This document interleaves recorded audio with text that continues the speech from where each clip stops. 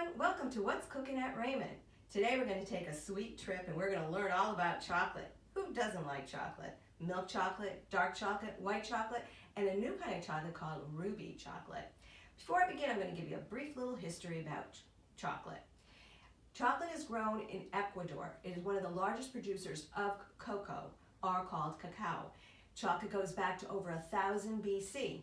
Royalty used to drink it as a hot cocoa drink. It was like bittersweet, but only royalty. It wasn't until about the 16th century that chocolate became more abundant through Europe. And here it is today. I'm sharing some of our good kinds of chocolates here that I could pick up. I could have picked up more, but I thought these are kind of the ones that we see a lot out in the stores. We have our Ghirardelli, we have our Lindt, we have our Hershey's, of course, and our little chocolates over here, and some more European chocolates. See, a lot of European chocolates are also out there in the markets too. You'll never guess what the #1 chocolate is. Godiva. Godiva is one of the #1 chocolates worldwide.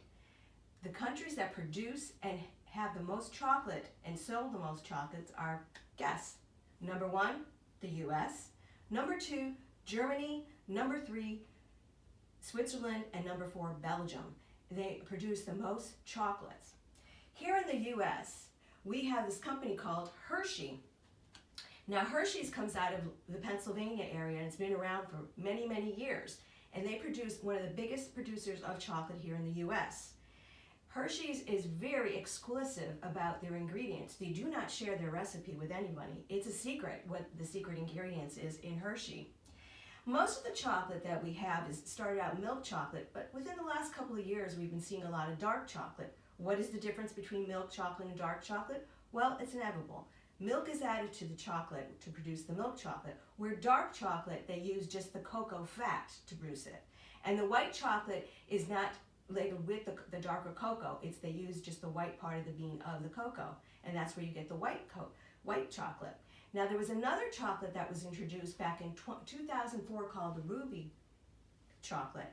It's actually a seed which produces a dark chocolate with a reddish tint to it. It's kind of a sweet and sour type of chocolate. It became more available in 2017. I haven't seen the ruby chocolate, but I'm interested to try it. If you do, give it a shot.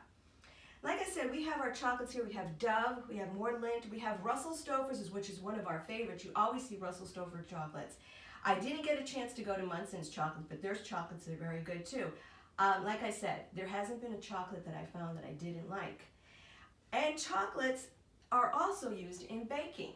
Now, a lot of these are good for eating, but then again, you have your semi-sweet Nestle's Toll House chips. There's many different kinds. Ghirardelli also puts out a chocolate chip. They make an excellent chocolate chip also.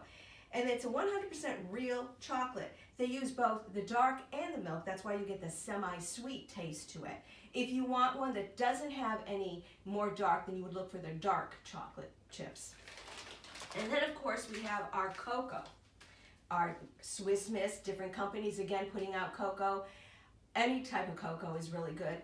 This is a rich chocolate flavored hot cocoa mix. You could use milk with it or water. Now, they say the best kind of hot chocolate, best kind of cocoa to use is this Nestle's dark cocoa mix. They said that is excellent for both cooking and if you want to make cocoa. So all these chocolates here, they are produced, this one is produced in Europe, this one in Europe, this one in Italy. So we get a lot of different chocolates from different countries, like I had said earlier, and we do produce ours here at Hershey, and there's a couple of other companies as well. Now, when chocolate was first founded, like I said, it was a royalty drink, and later on in the 16th century it became more abundant.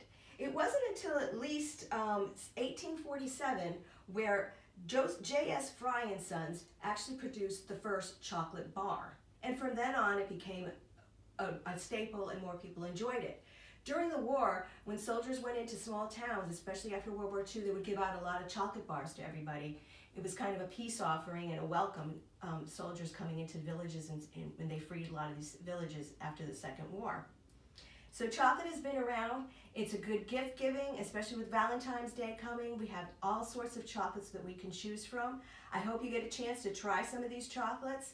Dark chocolate, they say, is really good for you. The antioxidants in it is good for you, but everything in moderation. I'm not saying go out and buy a whole bag of dark chocolate and eat it all at once, but savor it a little bit at a time. Any kind of chocolate is a good kind of chocolate. I love chocolate. Do you like chocolate? I hope you do, and I hope you enjoyed learning a little bit about chocolate.